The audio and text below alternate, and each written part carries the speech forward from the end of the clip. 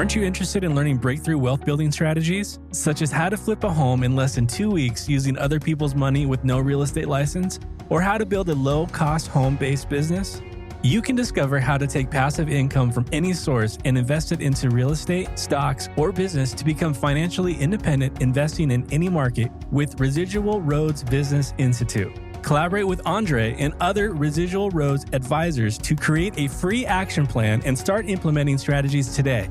Go to www.residualroads.com or email info@residualroads.com. Welcome to the Investing Uncensored podcast. You've been searching for different ways to become financially independent or generate passive income to live out your life's purpose as you've seen others do it, but need insight on how. Well, get excited because here you'll discover the tips and resources to fulfill that need. Andre Stewart has spent more than a decade successfully making it happen for himself and others. This is the Investing Uncensored podcast. And now here's your host, Andre Stewart.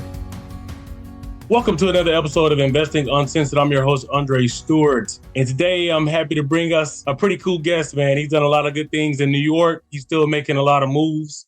His name is Andrew Spaventa. If the picture in the background, you know what I mean, that says enough right there. But I want, Drew, man, how you doing, man? I'm doing well. Happy to be here. You know, we've been talking for a while, so I'm excited to be your guest. As I mentioned a few minutes ago, tell me a little bit more about this picture. I obviously want one, but it's a super dope picture, man. Can you tell me more about it and the idea behind it and where we can get one? Yeah, thank you. Again, everybody, it seems that every time I speak to somebody and we have this picture in the background, that's the first thing that people say. I originally had this made because I'm a very self-deprecating guy. And I always say two things, right? Or one thing, rather. There's two types of people that are going to look this picture behind me. Either A, you're going to think that I'm full of myself and you're not going to like it. But what I think is going to happen is most people are going to be like, what is this guy all about, right? Why the hell is there a big picture of him painted on himself? Is he this full of himself? And the bottom line is, again, I'm very self-deprecating. I make fun of myself. If you come into my office, I got Bob Ross over there. I got a bunch of collectibles, Back to the Future, Batman, Ghostbusters. But as far as this thing is concerned, I just wanted a picture of myself in some ridiculous portrait. And I went onto a website. It's called Nobilify. Wasn't paid for anything like that to endorse them, but it's a fun website. Went on there, looked at a bunch of stuff that they had, and I said, there's going to be no picture that I'd be best suited for than one that shows me having an amazing body that apparently I'm never going to get, wrestling mythological creature like the three-headed Cerberus. So I decided to get this ridiculous portrait of myself. Looks pretty good. It actually looks like it was painted. My fund manager actually put it in a canvas for me as a present. And I promised my chief technology officer, I said, listen, any podcast that I do moving forward, this is going to have to be the background. So here we are today. Anybody with a bald head must feel proud, man. Because, like, you know what I mean? I'm sure you would agree.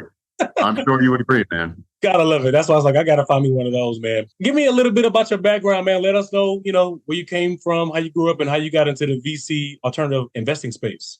Yeah, it was a long road, one that's not really traveled in our industry. I started single parent. My father wasn't around. I just reconnected with him a few years ago, kind of got his side of the story of how things happened in my childhood.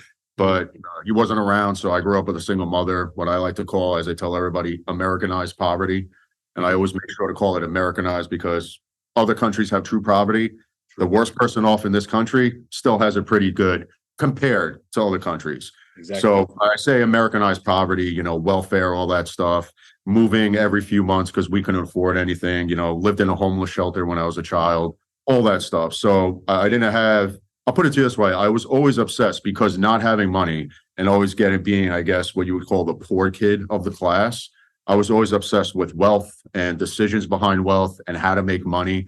And I always dreamt since I was a little kid of being able to be financially secure, more than financially secure, very, very successful financially. And I got obsessed with business. And that's really started, obviously, my obsession with business. As I approached my late teens and got into my 20s, I started a DJ company. I started a construction company, a sound system installation company. Went through a bunch that was a learning experience, didn't work out. But my first true successful venture was becoming a DJ and being what we call a mobile DJ on Long Island through New York into Connecticut into New Jersey. Mm-hmm. From there, I started doing pretty well, starting learning the ins and outs of how to run a very small business. More importantly, as I've explained to a few other people that I've done a podcast with, I learned the nature of human beings, how to interact with people, how to read people. And then from there, met an individual that was a financial professional. He took me under his wing. Things didn't work out between him and I, but that was really my entry into the world of finance. And then I really had this vision, going back 14 years ago, that I wanted to create an all-encompassing investment firm to manage assets for individuals. And it was a rough and bumpy ride because here I am a few months away from becoming 37 after a few other ventures and being a managing director for an investment firm, starting another investment company with a business partner that didn't work out because stars weren't aligned between the both of us. I decided to launch the company that bears my name, the Spaventa Group. So as it stands, what we are is what I call an investment company, right? We have 3 different divisions. We have an asset management division where we manage assets via our several investment funds, which right now our bread and butter is VC. We have an advisory division, which we do traditional financial planning and wealth management. And then we have an insurance division as well. So that's where we are today. We've been around for a few years. We're scaling considerably. We have a little over 40 people within the organization. So we're not a multi-billion-dollar firm as of yet, but we're not small fries either. And we're growing by the month, interviewing a lot of other people to join the organization. We're going to start growing our brand in our own backyard in addition to nationally. We've had a nice amount of success so far, but yeah, that's where we are today. It's funny, man, we have similar backgrounds. And one thing that I do talk about a lot of times is I think the benefit of growing up poor, because I grew up the same way, you develop this drive and this determination to be successful. And honestly, you go towards having money because you didn't have it, but that also gives you compassion to want to help other people out. And so that's how you get it. Correct. Excuse me if I'm drinking water. Oh, that's fine. So yeah, I think that's one of the benefits of coming from that background and seeing what you're doing. So you say you guys are heavy in the VC space. What kind of companies do you like investing in, and what's your minimum dollar amount when it comes to the venture capital space? Yeah, we deal with retail investors. We're not dealing with ultra high net worth investors or predominantly institutions. You have to be accredited, which means that you have to make either $200,000 a year single, $300,000 a year joint with a spouse, or $1 million net worth outside your primary residence. So that's 100% of our client base. Our minimums could be as low as $25,000. So it's nothing extraordinary, but we have a lot of clients. We have a little over 1,000 now over the last few years. And again, we're growing considerably. As far as what companies we like to invest in, we're big in the secondary market. So we're investing a lot in late stage companies. Prior investments include SpaceX, Airbnb, we've already had a liquidity event. We've invested in SoFi, which is short for social finance. Palantir Technologies was an investment of ours. Uber, Lyft, so on and so forth. Epic Games, a defense company by the name of Andrew Industries. So to answer your question as far as what kind of companies, I never like to limit myself to a specific industry. I'm not going to sit here and say we're only focusing exclusively on artificial intelligence or financial technology or space or anything like that. I look at myself as an opportunistic investor and kind of look at the broad spectrum of what's going on and where there might be opportunity. Now, mind you, we also have to take that top-down approach, see what the economy is doing right now, where we think things are going to be 3 to 5 years from now, even further from that, and make an educated decision on what we're going to do. But at the end of the day, it really comes down to strategy because, we're playing a high risk, high reward game, even with companies that are in the later stage of their business cycles. So the bottom line is, in the event that we have an investment that doesn't work out the way we want, we have to strategize. In the event that we have a company that generates us a crazy multiple for our clients, which we've had, we strategize again. But ultimately, we're very in the know and constantly digging in to see what aspects of the market are going to be working out, what industries are going to be coming through that are going to be big. I know that everybody's talking now because of ChatGPT, generative artificial intelligence. We were following that, a few months back. And I think a major reason for that is because of our network. We're constantly plugged into what's going on and everything like that. And we're just really trying to isolate the best companies that we feel that we're going to make a return for our investors. What's the minimum check size for you guys going in on a company, even the later stages? 25,000. 25,000. Okay. You did say that. So then I have to ask this question, man. The venture capital space in the US is very tricky. In 2019, 2020, when all those monies were going toward investment firms, none of the VCs were giving money to minority owners. So coming from New York, you know how it goes with people coming from certain demographics. It's very hard to get funds for business. What's your outlook on investing, and why do you think that is? Some of the VCs in the US only invest in particular corporations that don't have that many minority owners, because the fund that went into that industry for minorities was 1%. And there's a lot of money that went into that space. So what do you guys approach toward minority owners in that space when it comes to giving funds? Yeah, as far as that's concerned, the answer is, I don't know why it's like that. Minority owners, I mean, we're predominantly not primary investors at this point. Everything we buy is secondary. So one of the companies that we're approached with or we're looking at happens to be, no minorities there, or it's all white owned. If that's a company we want, we're still going to invest in it. The minority question, right? So I'll put it to you this way. I'm a white straight guy, right? If you've been following the news over the last 3 to 4 years, I haven't made, right? As a white straight guy. Yeah. I have no bearings, whatever. I walk out and the sun's shining on me, right? The way I look at it is my organization is very diverse. I've had Asian American, Latin American, non-straight people, black, white. I'm the only guy in town that had women. Okay. Yeah. So my approach, and I'm very open about this, I don't look at any particular group and say, I'm going to help you out and give you an opportunity over this individual because you're black, because you're Latin American, because you're gay, because you're straight, or because of this. No matter what your background is, I'm going to give you the opportunity. So the reason why I'm talking about what I've done in my firm is because I can't talk about the 1% of VCs and what the hell they do. I can't. I can only talk about what I do. And the way I look at it is, listen, I'm going to give you all the opportunity in the world to make yourself successful. I don't care what your background is. You're going to come on board. We're going to see what we could do. We're going to see if you could cut it. If you can, great. If you can't, you can't. Yeah. And I hate having to bring up, I mean, obviously we're having a conversation, but I hate having to bring up like, hey, listen, we have, 7 black guys and 2 Latino guys and 1 gay person, because that to me is kind of weaponizing what I've done with my people out there. It really is. But that being said, I think my message is far more powerful, where I'm not going to, despite the history of the country or this, that, I'm not going to step up and say, I'm going to cut you some slack because of your background or because you're historically oppressed. I'm not going to do it. What I'm going to do is I'm going to give you that opportunity. If you do succeed, you succeeded not because I felt bad for you or because you were historically oppressed or anything. You succeeded because you were the best for the job. You know what I mean? That's my opinion. It's funny because you're a business owner. And so I've talked about this before on podcasts, because a lot of people that listen to the narrative, they don't own a business. So they don't know that business owners tend to hire based on the bottom line. We don't care about, it could be an alien. If that alien come down and they do a better job than a black person, Mexican, a white person, I'm going to hire the alien. And it's not me being any type of way. It's just like, I don't have to stick with a certain demographic because I'm a certain color, right? I can choose the best for the benefit of my business, right? So I think it's funny that you said it, because most people like to be PC when it comes to business, right? Or they want to tear the narrative, or that's what's being told. It's all talk too. It's all talk. Correct. Like chief diversity officer, that's just you putting some sort of BS name to something to show, hey, listen, we're being cool and collective. Well, what are you actually doing? What are you actually doing? Yep. As far as, the race narrative, I think there's racists. For sure. I think black people could be racist. I think there are black people that are racist. I think obviously there's white people that are racist. Yeah. There's Spanish people that are racist, Asian Americans that are racist. I think there's non-straight people that don't like straight. That just goes around. I think the majority of people are cool, though. They don't have a problem with it. I think the majority of people, what we see on TV and what the media covers is all the negative aspects, because that's what's going to get the most eyeballs. That's what's going to generate the most advertising. Exactly. But, to a greater extent, I think my story is kind of unique because I think it's less of a race, sexuality issue, religion issue, and more of a class. Correct. Class. Yep.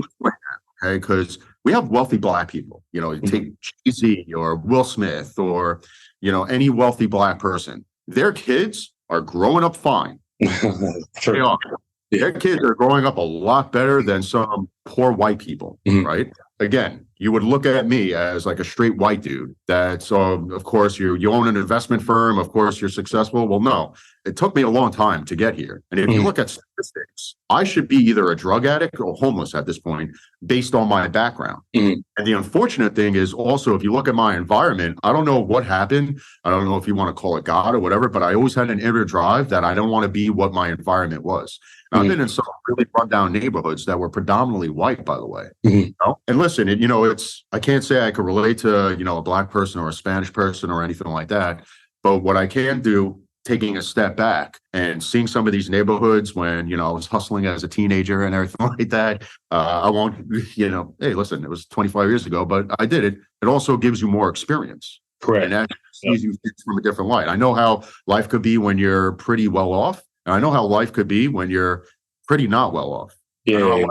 And you got to go to the bank and deposit $1 because you're negative 17 cents. Correct. If you don't deposit that $1, you get an overcharge with $35. Yeah. Right. Yeah. Mm. So I think the issue to a greater extent, socioeconomic. Yeah. And really the neighborhoods, it's unfortunate, man. But like if you take a rundown Black neighborhood, what you would call the ghetto, right? Mm-hmm. I think the issue is it's not from like a top-down government approach, but it's definitely a community approach. And I know that's hard for a lot of people to say, but I think it's really true, man. Mm-hmm. Because statistically speaking, if 70% of Black people grow up without a father, who are kids going to look like? Who's a male? Who's a male going to look at for guidance? Correct. Person with money in the neighborhood. Yeah. And it's going to be this vicious cycle. Correct. You really do have to take that community approach. And again, it could be a rundown Black neighborhood. It could be a rundown white neighborhood, whatever it is. And that's the dialogue that I'm fine speaking about. You're fine speaking about. But a lot of people can't. So then it becomes, well, what's the answer? And that's something we're looking into too. I already told them, I said, listen, I want eventually, once we get to a certain point, because strategically you have to be there and we're still in hyper growth phase, but we're starting to do things, especially here on the island, because on the island you have the wealthiest towns in America. 2 towns away, you could have a town that's pretty poor. Yeah. So how about we start looking for underprivileged individuals, regardless of race or where they came from? I actually started doing that with my Jersey City office. We start looking for underprivileged individuals that have a good head on their shoulders that we could actually at least take on their wing and say, hey, listen, we're going to show you an avenue where you could build wealth for yourself, and this is what's going to take. Yep. But the thing is, you can lead a horse to water. You can't force it to drink. And that's the thing about learning human nature.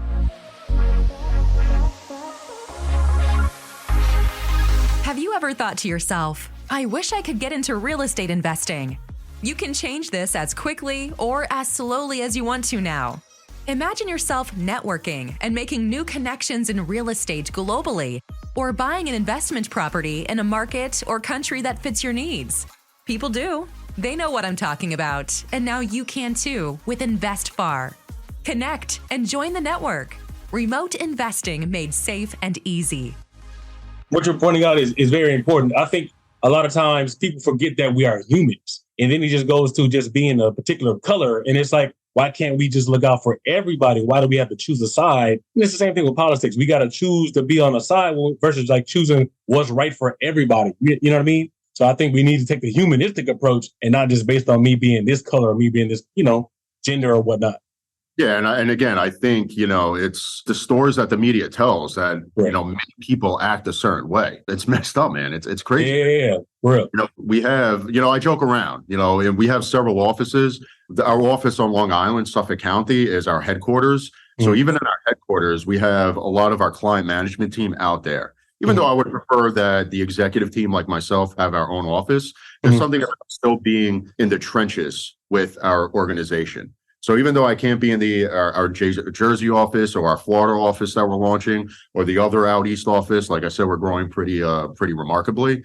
I'm still, I see my client management team out there. So something that's funny is I go out there and I made a joke, and everybody, we're all on the same page. So within our office, we had a section where over here we had 6 Black guys all together. Okay. All of a sudden, I see a bunch of white guys, Asian American. And then one day, everybody's just talking at lunch, and we have music in the background, and I shut the music off, and I said, "Hey guys!" Everybody turns around and looks at me. So we got a problem here. They said, "What?" I said, "You got to understand the optics of this. You got a white bald guy with tattoos on his neck. I got all the Black dudes in the corner over here." And they all started laughing, and I was like, "You got to understand the optics of that." And everybody started laughing because they, and we didn't do that on purpose. It just happens like that. Yeah. You know what I mean? Yeah. And that's another thing. And, everybody thinks you can't joke around about hot topics like that. You can. You know what I mean? You got to know what you're into, and you have to have a friendly relationship. But, and again, I think that's a massive issue. So to go back what you asked me, 7-8 minutes ago, as far as what VC could do with minority-owned organizations, I can't answer that. I don't know. I can't speak to anybody else. I could only speak for myself. If the opportunity comes across, again, I don't look at anything beyond what that person's presenting to me. Yeah. They're presenting to me an idea that I believe in, but most importantly, the team behind that idea, I believe in. That's the most important thing. Because as a businessman, I'm sure you would agree, dude, and it took me years to learn this, 90% of what's going to be successful is the team behind it, their mindset, their attitude, their ability to be resourceful, their ability to conquer, all that good stuff combined. And that's what I look for, man. I mean, I appreciate that. I'm saying you went somewhere that most people don't want to go, right? You told the truth. You're not being PC about it, which is great. And I tell you this all the time, man. Until you have a business, until you run your own business, you can't understand what business owners do and how they navigate. So it's hard for you to say this percentage of people do this if you don't know that percentage of people and you've never been in their shoes. You know what I mean? So yeah, man, the narrative is serious, man. I can't talk about that enough. I talk about this stuff on my podcast all the time too. So I appreciate that. Good. I think open light dialogue like this is even better. You know what I mean? It's true. I think like you said, a lot of people are afraid to. I'm not afraid to broach any topic. You know, obviously I always run the risk of pissing off a certain person or saying somebody, but this guy. But you know what? Listen, man. The realest people are the most vilified, and it's. You know, I like to be real and not have it have a detrimental effect on myself and my brand, not because of me, but I also have people out there that are relying on the success of this firm. I don't want to do anything detrimental to the firm. That being said, I'm also not going to be faking out people I am. Exactly. Yeah. Keep it 100 with whoever. Doesn't matter. Clearly with this photo of myself behind me. So. So I know you mentioned, we talked about this. I know you're in different spaces investment wise. I know you're in the metaverse. I know you're in crypto. What's your thoughts on the crypto space? You know what I mean? It's been changing a lot lately, but what are you guys doing in that space? Yeah, I mean, we have our own crypto portfolio. We do not offer it to investors. Not as it. Okay. The regulatory environment is really harsh. They're trying to still figure things out. Anytime that you have a new asset class or something innovative, you're kind of conflicting with look who's in Congress and the regulators. You know, you have people that, you know, can't explain what a blockchain is, or when they were talking about Facebook, they didn't even know how, you know, social media worked. You know what I mean? Yeah. And these are the people that are dictating the rules of all these upcoming emerging technologies, right? So I think that's an issue. So I think if they become educated more about certain technologies, it's going to be a boon. But no, we don't offer crypto anything to our clients aside from the 2 crypto investments that we made. We were investors in Coinbase several years ago. We're invested in another crypto exchange. That's the extent that we would allow our clients to have exposure to crypto at least right now. But we're not doing anything as far as like crypto funds specifically for our clients until we get at least more feedback on what's going on with the regulatory environment. I don't think the technology is going away anytime soon. I think it's today. But again, you know, you got thousands of tokens, most of which are BS, most of which are being pumped up. But if anything, I think this crackdown with FTX, we avoided FTX. And the reason I was offered FTX and I said no. So why did I say no? Did I have a crystal ball that what was going to go down was going to go down? No, not at the time. But a 3-year-old company being worth $35 billion and doing all, you know, riding derivatives, it was just, to me, too risky at the point. I said, if I get involved in another idea, we have enough exposure to crypto space. I think we will go with a different company.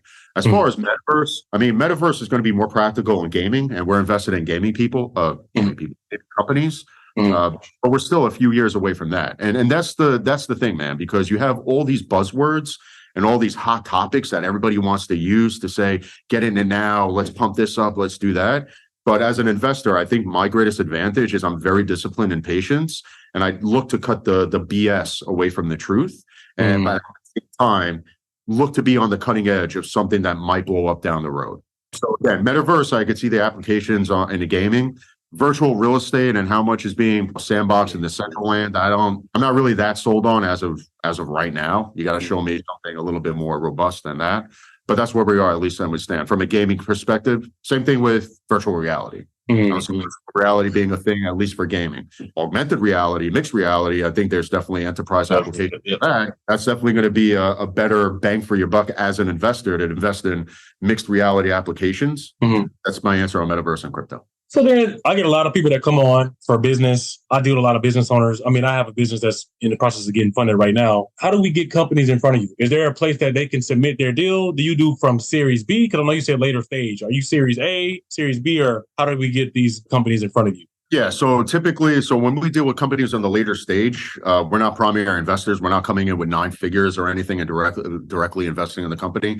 Most of what we do is on a secondary basis, where we're predominantly purchasing from direct shareholders within that organization to get access to that company. Got it. We're in the process of looking at Series A and Series B companies. I hate to say it, but for every 100 good ideas, one's really good. And I tend to say no a lot just based on, number one, less on the product, and number two, the person I'm speaking with. Because I think a dirty secret, dude, is the fact that a lot of these people don't know what product is going to work. Correct.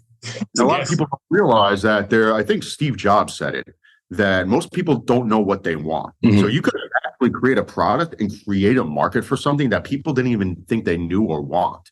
But that comes down to the people. So you bring a solid group of people that we could believe in and work together with. That's something that would be interesting to me. Something unique. You know what I mean? That's really what it comes down to. It's just it's everybody has a hot idea, but the amount of people and the amount of deals that I've seen go south, and every time I look back, not that thankfully I haven't invested in them, nor have I put my clients on them, but tracking back, and you see certain things, and 99% of the time it comes down to the people behind that company. And any major listen, I have respect for a lot of these famous venture capitalists like Mark Andreessen. Have a lot of respect for that guy. But if you look at Andreessen Horowitz, I believe that they're investing anywhere between 500 to 1,000 companies a year now. Yep.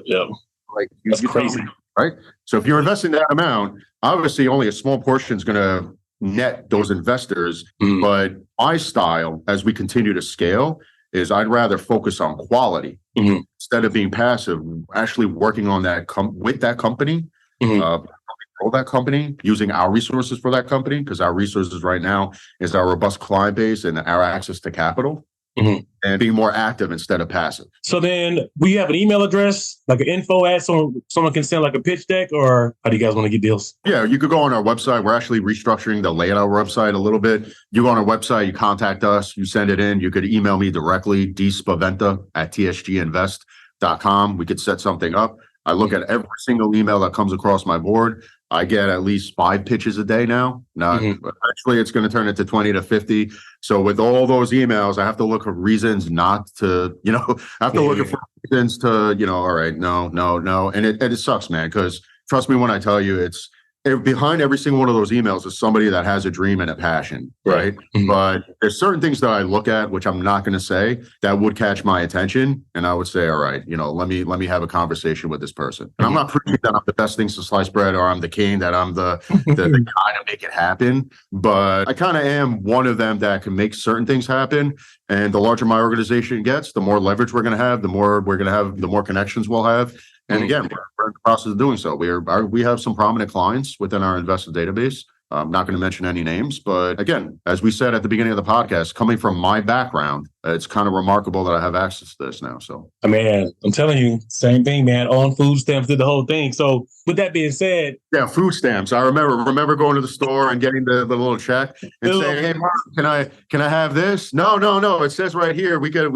Oh, I can't have Sunny Delight. No, you could have the Pathmark grape, frozen concentrate. I was like, okay, can I have, hot dog buns with my hot dogs? No, you take a piece of bread and you fold it, so. Exactly, man. I know for me, my whole change in life was mindset. I had a mindset shift because, like you said earlier, I did some things coming up too, because you have to do certain things to maintain. So what helped you, and we're running out of time, what helped you though? Like, what was the shift for you to get you from that point to where you are now and still maintain a sense of like the drive and the stuff that came along with you coming up in that background?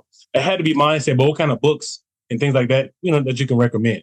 I got posters out there who I call my true fathers. I tell this to everybody. I mention this on every single podcast. Andrew Carnegie, Napoleon Hill, yep. Earl Nightingale. Because if I didn't have a father figure and I had nobody else to soak in, I'm going to soak in any of the words of wisdom by these gentlemen that were successful and are real. So I just soaked that in. And again, because of my background, I spent my teen years being a victim Then I switched and I realized nobody's going to mess with me. And I spent most of my 20s just being angry. And then it got to the point where I was like, you know what, man, you weren't dealt a good hand. There's plenty of people that went through worse crap than you. Change your mindset, change your attitude. And I tell you, the moment you change your attitude, the universe changes around you. And what's helped me, because listen, the more successful you get, it could kind of get to your head. But again, I always focus on with the man I am now, with the 5-year-old kid in me when in the past, be proud of the man I am now. And I make that guide me for every decision I make. And like I said, between this picture here and Bob Ross there and my Nintendo Super Mario stuffed animal over there and Ghostbusters and Back to the Future and Dracula and Frankenstein over here, I keep this stuff here, number one, because I like it.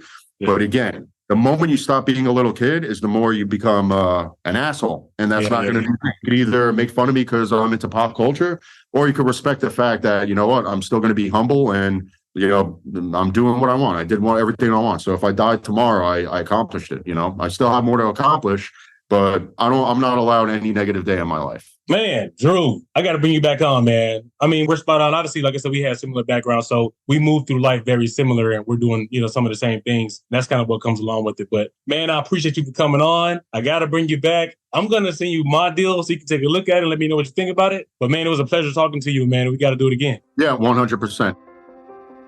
Aren't you ready to start a business or grow your real estate investing portfolio? If you answered yes, allow Andre and the expert advisors at the Residual Roads Business Institute to fast track and put you on a path to full-time investing. The greatest transfer of wealth in our lifetime is occurring over the next few years, and you can take advantage if you know what to look for. In order to be successful at real estate investing, you need to learn how to leverage your current resources to generate quick money, big money, and retirement money. Let Residual Roads advisors craft a plan to get you through these phases using little or no money in 6 months or less. Don't wait for a job. Create one for yourself and others. Go to residualroads.com for mentorship, and for our free course, go to residualroads.thinkific.com.